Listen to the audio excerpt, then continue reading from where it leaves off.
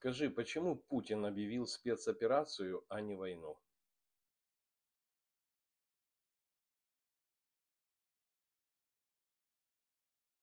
Война требовала бы полной мобилизации.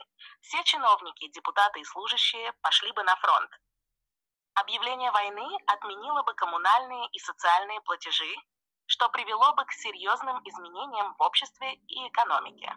Термин «спецоперация» помогает сохранять контроль, избегать радикальных шагов и манипулировать общественным мнением.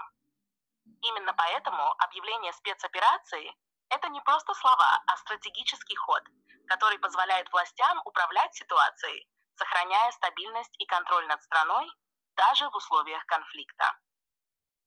А если ты хочешь узнать, как зарабатывать на соцсетях, заходи ко мне в шапку профиля и по ссылке переходи в Telegram, там все бесплатно.